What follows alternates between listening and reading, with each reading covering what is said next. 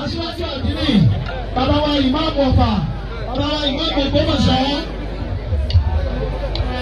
ọlọ́run akíbu wọn léwájú bàbá wa tí wọ́n jẹ́ national missioner fún Kọ̀rí àti state chairman APC Alhaji Raide Abbas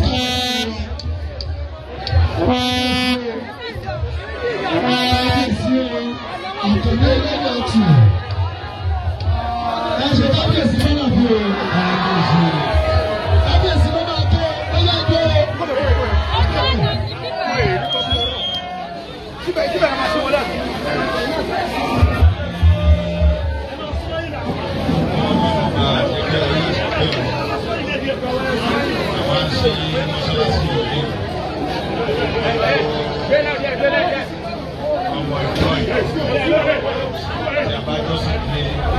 Àdúrà mi ti pé kí Ọlọ́run bá mi sọ ní lájàre àti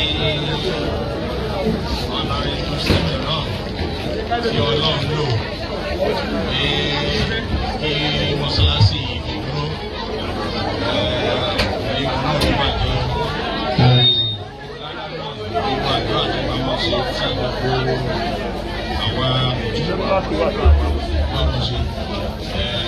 Àwọn náà mọ̀ àti láyọ̀ náà láti àdúgbò ẹ̀wọ̀n náà wá sí ibi gbogbo àwọn àlùfáà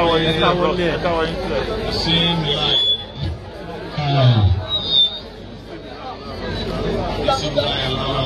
Bismillah Allahu Akbar.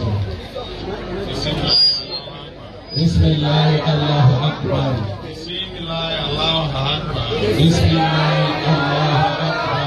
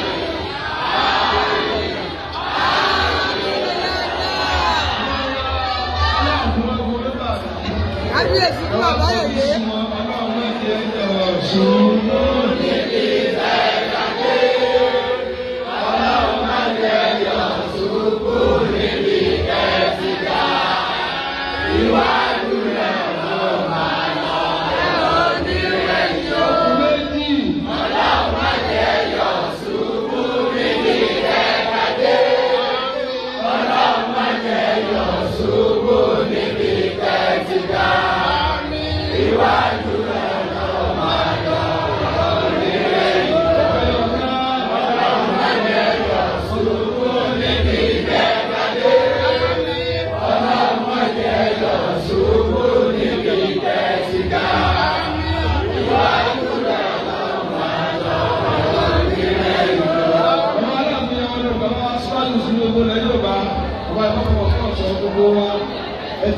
kà sí ara wa ní ẹgbẹ́ náà ọlọ́run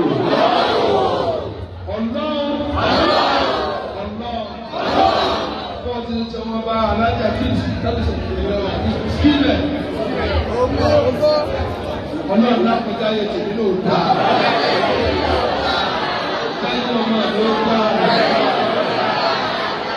ọba bàmílì abẹ́yẹmí bí a ti lẹ́yìn ọlọ́jà ọlọ́run lẹ́yìn